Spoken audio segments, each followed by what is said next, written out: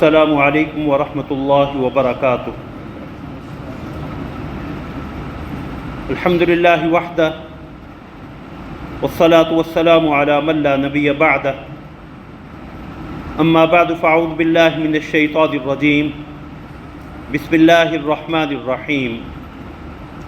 محمد الرسول اللہ، صدق اللہ العظیم۔ اللہم صلی علی محمد وعلی آل محمد کما صلیت علی ابراہیم وعلی آل ابراہیم انک حمید مجید۔ اللہم بارک علی محمد وعلی آل محمد کما بارکت علی ابراہیم وعلی آل ابراہیم انک حمید مجید۔ سبحانک لا علم لنا الا ما علمتنا انک انت العلیم الحکیم۔ رب اشرح لی صدری ویسر لی امری واحلل عقدۃ من لسانی یفقهوا قولی۔ اللہم انفعنا بما علمتنا وعلمنا ما ينفعنا وزدنا علما۔ اما بعد، حضرات محترم، سورہ فتح کی ایک آیت کریمہ کا ابتدائی ٹکڑا تلاوت کیا ہے، جس میں اللہ رب العزت نے اپنے آخری پیغمبر حضرت محمد الرسول اللہ صلی اللہ علیہ وسلم کا ایک بڑا جامع تعارف کرایا ہے۔ محمد الرسول اللہ، محمد صلی اللہ علیہ وسلم اللہ کے رسول ہیں۔ دوسری جگہ قرآن نے ارشاد فرمایا وما محمد الا رسول، اور محمد صلی اللہ علیہ وسلم رسول ہی ہیں۔ رسول کا قرآنی تعارف کیا ہے، رسول کون ہوتا ہے، یا مقام نبوت اور رسالت کیا ہے، اس کے حوالے سے قرآن کریم کی روشنی میں چند بنیادی باتیں عرض کرنا مقصود ہیں کہ مقام رسالت کو پہچاننے کے بعد ایمان بالرسالہ، رسالت پہ ایمان کے تقاضوں کو سمجھنا اور انہیں اپنانا اللہ کی توفیق سے آسان ہوگا۔ قرآن و حدیث کی روشنی میں مقام رسالت کی تعیین یا رسول کے تعارف کے لیے چند بنیادی باتیں ذہن میں رکھنا ضروری ہیں۔ رسول اللہ کا انتخاب ہوتا ہے۔ رسول کا علم حتمی اور یقینی ہوتا۔ رسول کی اطاعت لازمی اور ضروری ہوتی ہے۔ رسول معصوم ہوتا ہے، اور رسول اللہ کا بندہ عبد کامل ہوتا ہے۔ یہ 5 بنیادی باتیں ہیں جو رسول کے حوالے سے جاننا اور اس کا عقیدہ رکھنا ضروری ہے۔ پہلا امر یہ کہ رسول اللہ کا انتخاب ہوتا ہے۔ اللہ رب العزت نے بنی نوع انسان کو دیگر مخلوقات پہ فضیلت عطا کی۔ وَلَقَدْ كَرَّمْنَا بَنِي آدم، ہم نے بنی آدم کو عزت دی، انہیں اشرف المخلوقات بنایا، مسجود ملائکہ بنایا۔ انسانوں میں سب سے اعلیٰ مقام مقام نبوت اور مقام رسالت ہے۔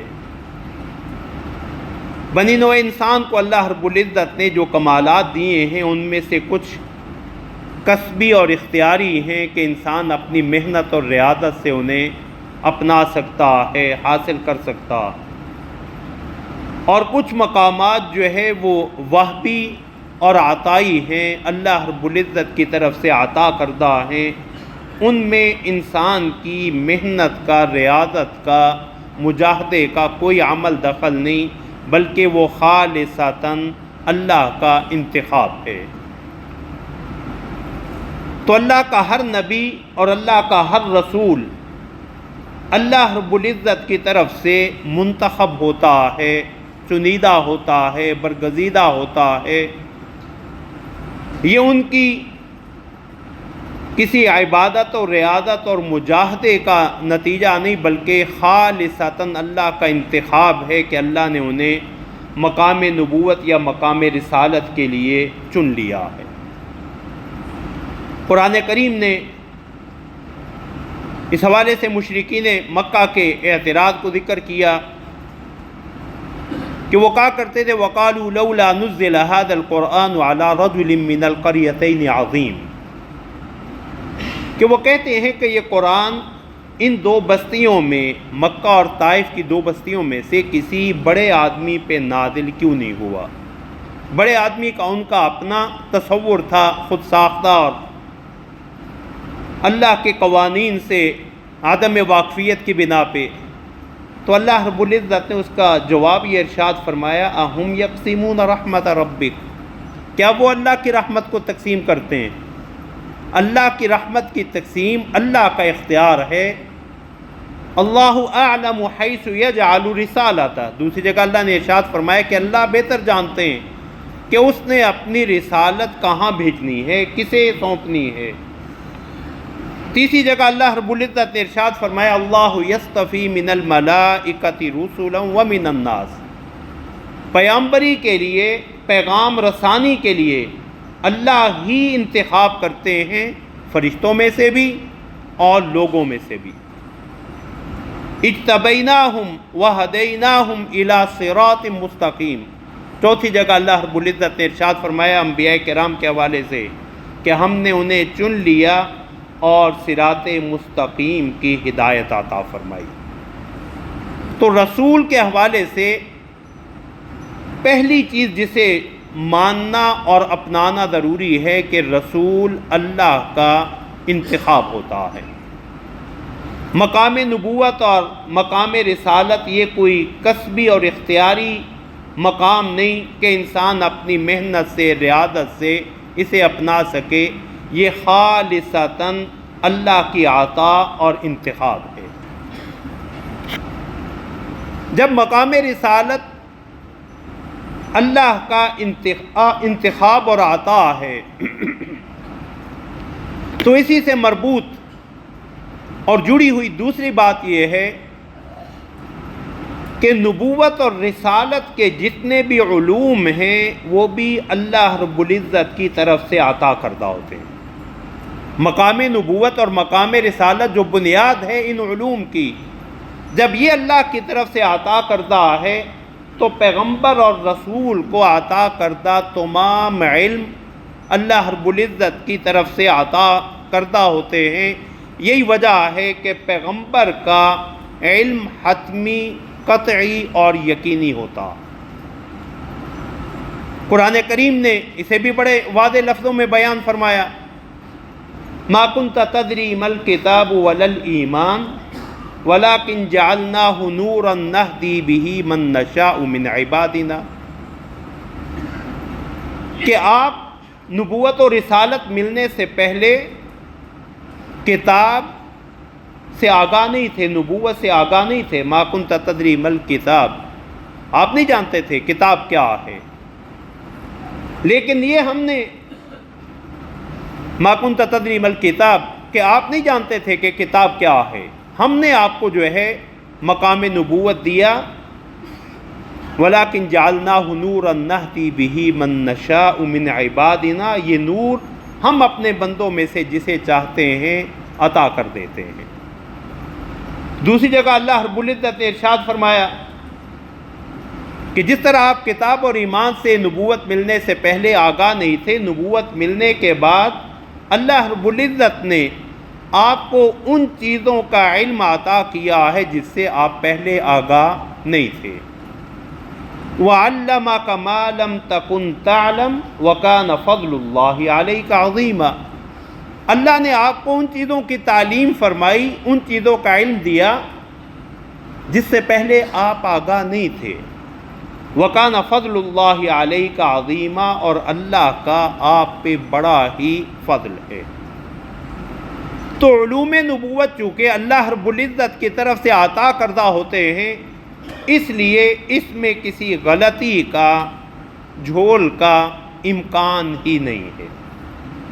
اس لیے اللہ رب العزت نے قرآن کریم کے نقطۂ آغاز میں ہی اعلان فرما دیا، ذالک الکتاب لا ریب فیہ، یہ وہ کتاب ہے جس میں ادنا سے ادنا شک اور ریب کا امکان ہی نہیں ہے۔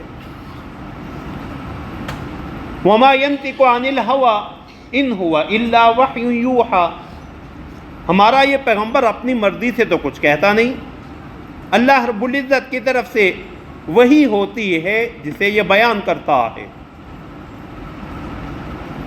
اللہ کی طرف سے ملنے والی وحی کی بنا پہ ہی یہ ارشاد فرماتے ہیں۔ تو مقام رسالت کی پہلی بنیاد یہ ہے کہ رسول اللہ کا انتخاب ہوتا ہے۔ دوسرا امر جس کا جاننا اور اپنانا، عقیدہ رکھنا ضروری ہے کہ علوم نبوت اللہ رب العزت کی طرف سے عطا ہونے کی بنا پہ حتمی، قطعی اور یقینی ہوتے ہیں، ان میں کسی قسم کی غلطی کا امکان نہیں ہوتا۔ تیسرا امر جو اسی سے وابستہ ہے کہ جب نبی کو ملنے والے علوم حتمی، قطعی اور یقینی ہیں تو پھر نبی کی اطاعت کرنا بھی ضروری ہے، نبی کی بات ماننا بھی ضروری ہے۔ اللہ رب العزت نے تمام انبیاء کی بعثت کا مقصد یہی بیان فرمایا، وما ارسلنا من رسول الا لیطاع باذن اللہ، کہ ہم نے کوئی رسول نہیں بھیجا مگر اس لیے کہ اللہ کے حکم سے اس کی اطاعت کی جائے۔ قل اطیعوا اللہ واطیعوا الرسول، کہہ دیجئے اللہ کی اطاعت کرو اور اللہ کے رسول کی اطاعت کرو، بلکہ رسول کی اطاعت اس قدر اہم ہے کہ اللہ نے پیغمبر اور رسول کی اطاعت کو اپنی اطاعت قرار دیا۔ وَمَن يُطِعِ الرَّسُولَ فَقَدْ أَطَاعَ اللَّهَ، جو رسول کی اطاعت کرتا ہے وہ در حقیقت اللہ کی اطاعت کرتا ہے۔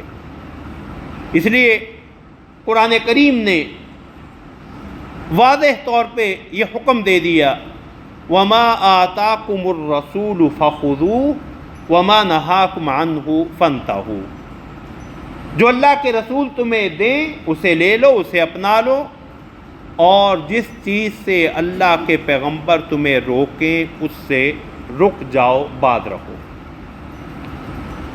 نبی اللہ کا انتخاب ہوتا ہے، نبی کو ملنے والے علوم اللہ کی طرف سے ہونے کی بنا پہ حتمی اور قطعی اور یقینی ہوتے ہیں، اسی بنا پہ نبی کی اطاعت لازمی ہوتی ہے، فرض ہوتی ہے، واجب ہوتی ہے، اس میں کوئی اختیار نہیں ہے۔ امام مالک رحمۃ اللہ علیہ کا ایک بڑا قیمتی جملہ مسجد نبوی میں درس حدیث ارشاد فرماتے ہوئے رسول اللہ صلی اللہ علیہ وسلم کی قبر مبارک روضہ اطہر کی طرف اشارہ کر کے فرمایا کرتے تھے، کل یؤخذ من قولہ ویرد الا صاحب ھذا القبر المبارک، ہر آدمی کی بات کو قبول کرنے کا یا رد کرنے کا یکساں احتمال موجود ہے کہ اگر وہ حق کے مطابق ہے اسے لے لو، اور اگر وہ حق سے مطابقت اور موافقت نہیں رکھتی تو اسے رد کر دو، الا صاحب ھذا القبر المبارک، سوائے اس قبر مبارک، اس روضہ اطہر والے کے کہ ان کی ہر بات کو اپنانا ہی ضروری ہے، اس لیے کہ ان کی کوئی بات غلط ہو نہیں سکتی۔ اب پیغمبر سے غلطی کیوں نہیں ہوتی؟ پیغمبر غلطی سے پاک کیوں ہے؟ چوتھی چیز جس کا جاننا اور اپنانا ضروری ہے رسول کے حوالے سے وہ یہ ہے کہ اللہ کا پیغمبر معصوم ہوتا ہے، معصوم سے مراد کہ اللہ رب العزت انہیں گناہوں سے محفوظ رکھتے ہیں، پیغمبر گناہ کے قریب نہیں جاتا، پیغمبر سے اللہ کی کوئی نافرمانی نہیں ہوتی۔ اللہ رب العزت نے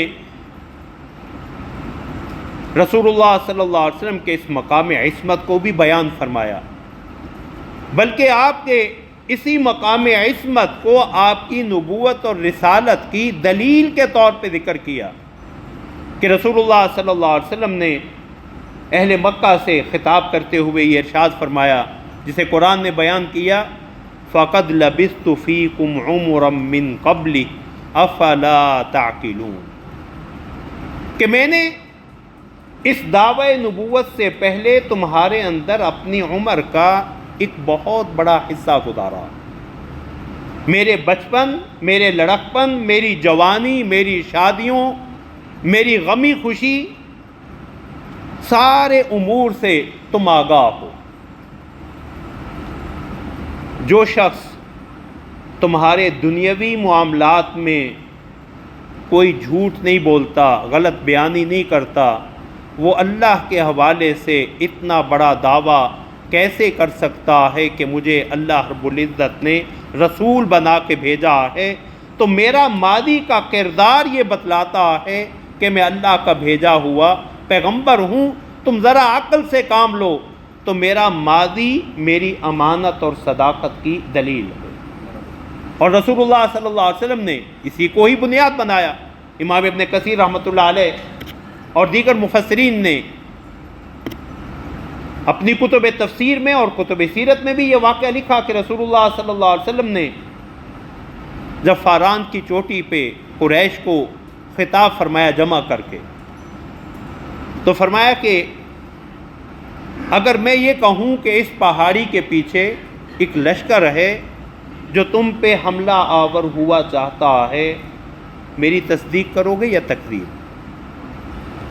تو سب نے بیک زباں ہو کے یہ کہا کہ جربنا کا مرارا، یہ ایک دو دفعہ کا تو ذکر نہیں، ہم نے بارہا آپ کا تجربہ کیا، آپ کو آزمایا۔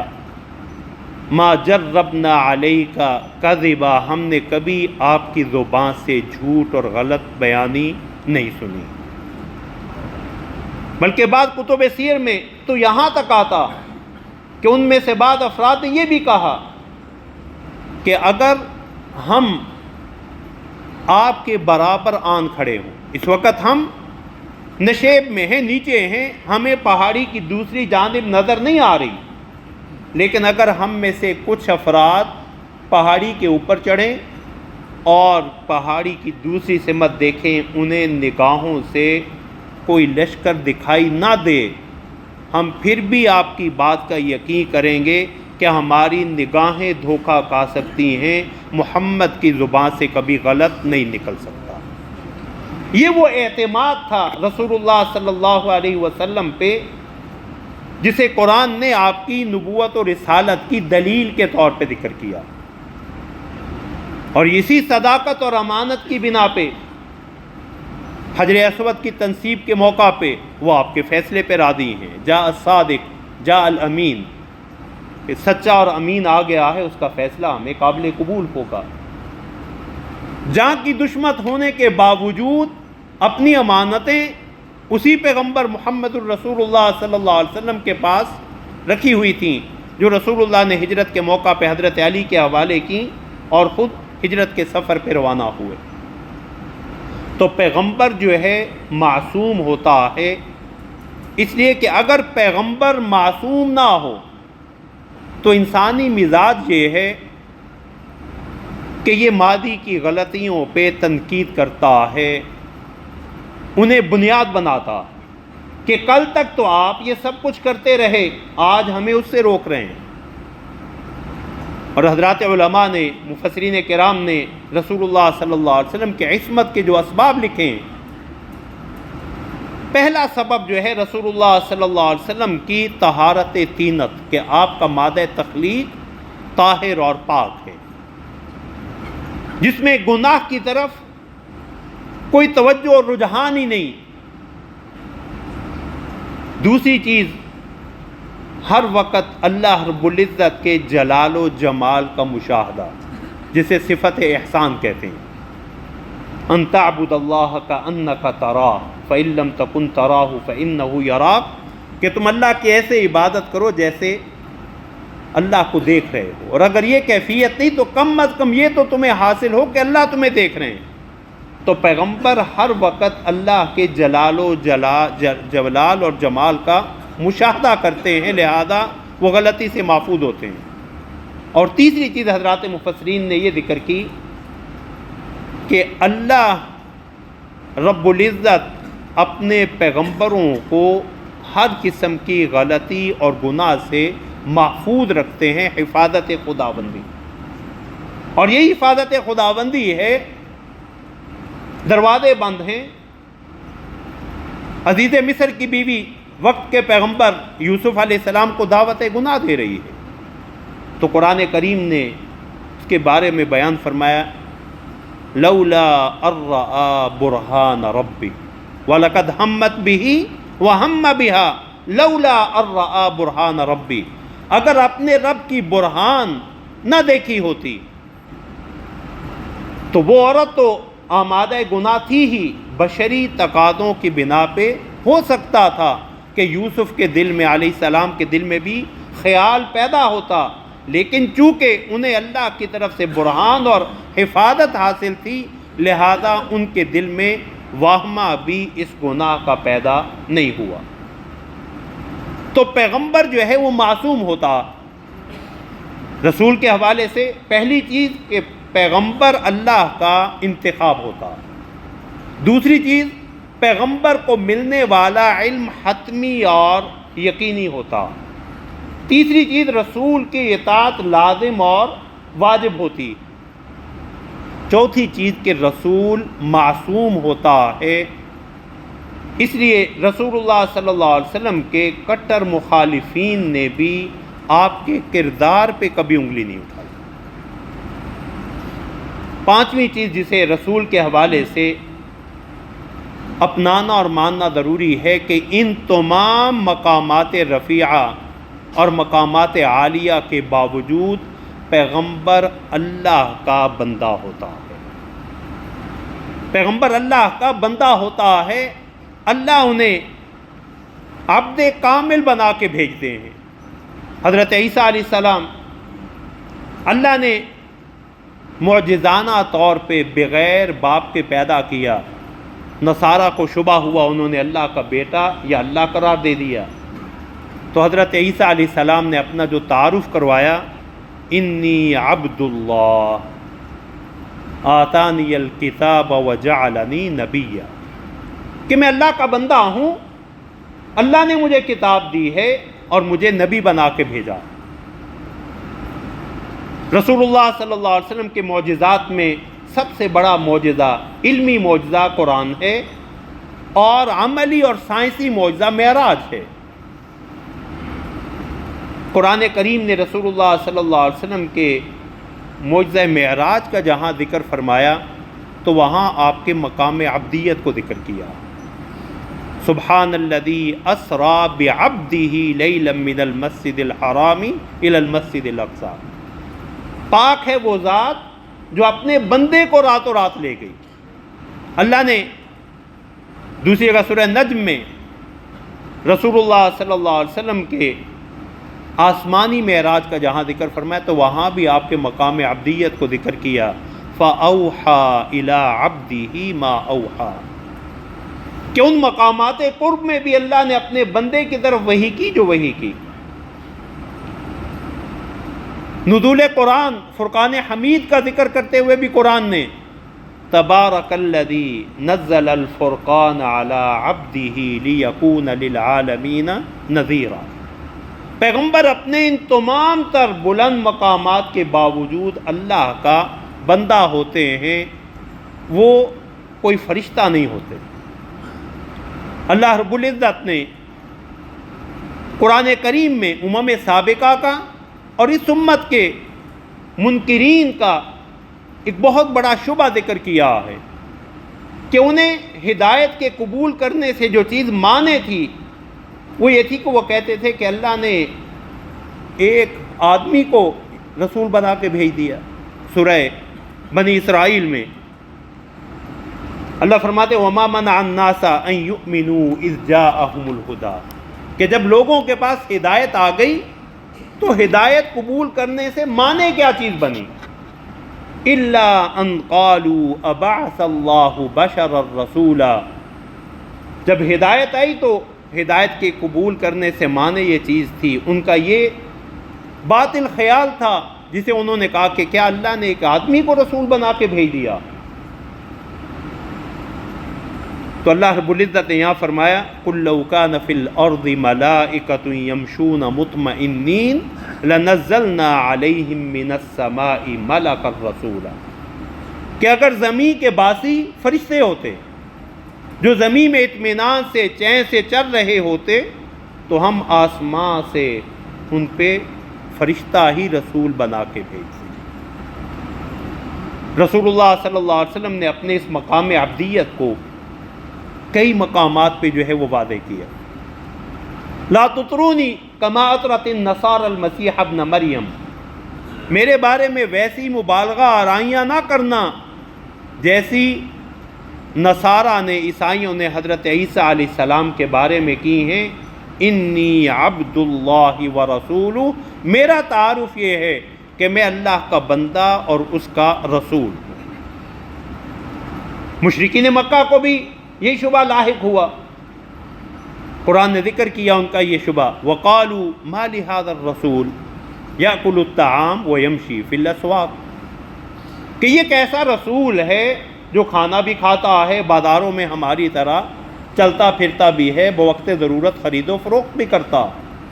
تو اللہ نے امم سابقہ کا اور اس امت کے مخالفین کا کہ اس اعتراض کا یہی جواب دیا کہ زمین کے رہنے والے فرشتے نہیں انسان ہیں، تو اللہ رب العزت نے پیغمبر بھی انہی میں سے بھیجا ہے۔ عبد کامل کو، پیغمبر اللہ کا عبد کامل ہوتے ہیں، عبدیت کا سب سے بلند مقام اللہ کے پیغمبر محمد الرسول اللہ صلی اللہ علیہ وسلم کو حاصل ہے۔ رسول اللہ کی ایک حدیث کے الفاظ اللہم انی عبدک، اللہ میں تیرا بندہ ہوں، وابن عبدک، تیرے بندے کا بیٹا ہوں، وابن امتک، تیری بندی کا بیٹا ہوں۔ حضرت قیس بن سعد رضی اللہ تعالیٰ عنہ روم کے سفر پہ گئے اور واپس آ کے کہنے لگے یا رسول اللہ، میں نے رومی دربار کا یہ رواج دیکھا ہے کہ وہ اپنے بادشاہ کے سامنے سجدہ ریز ہوتے ہیں، آپ تو سب سے زیادہ بلند مقام کے حامل ہیں، افلا نسجد لک، کیا ہم آپ کو سجدہ نہ کیا کریں؟ تو رسول اللہ صلی اللہ علیہ وسلم نے سمجھانے کی غرض سے فرمایا کہ قیس، کل جب میں دنیا سے چلا جاؤں گا تو میری قبر پہ سجدہ کرنا گوارا کرو گے؟ یہ فطرت سلیمہ۔ تو قیس بن سعد کہنے لگے رسول اللہ ایسا تو ممکن نہیں، قبر کو سجدہ کیسے کریں؟ تو فرمایا اگر کسی کے لیے سجدہ تعظیمی جائز ہوتا تو میں عورت کو، بیوی کو حکم دیتا وہ خاوند کو کرتی۔ یہ سجدہ تعظیم، یہ سجدہ عبادت تو کسی کے لیے بھی روا نہیں۔ رسول اللہ نے اپنے اسی مقام عبدیت کو، یہ سنن نبی داؤد کی روایت تھی، سنن ترمذی کی ایک روایت کہ ایک آدمی نے رسول اللہ صلی اللہ علیہ وسلم کو دیکھا، آپ کو جو اللہ رب العزت نے نبوی ہیبت اور جلال دیا تھا اسے دیکھ کے کانپنے لگا، اس کے جسم پہ کب کبھی طاری ہو گئی۔ تو رسول اللہ صلی اللہ علیہ وسلم نے اس کے ڈر کو دور کرنے کے لیے فرمایا فکر نہ کر، ڈرتا کس بات سے ہے؟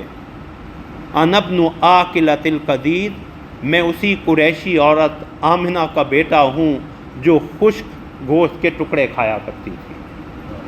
تو پیغمبر کے حوالے سے ان 5 چیزوں کا ماننا اور عقیدہ رکھنا ضروری ہے کہ پیغمبر اللہ کا انتخاب ہوتا، پیغمبر کا علم حتمی اور قطعی اور یقینی ہوتا، پیغمبر کی اطاعت لازم اور واجب ہوتی، پیغمبر قبل از نبوت اور بعد از نبوت ہر قسم کے گناہ سے محفوظ اور معصوم ہوتا، اور ان تمام تر مقامات عالیہ کے باوجود پیغمبر اللہ کا بندہ ہوتا ہے۔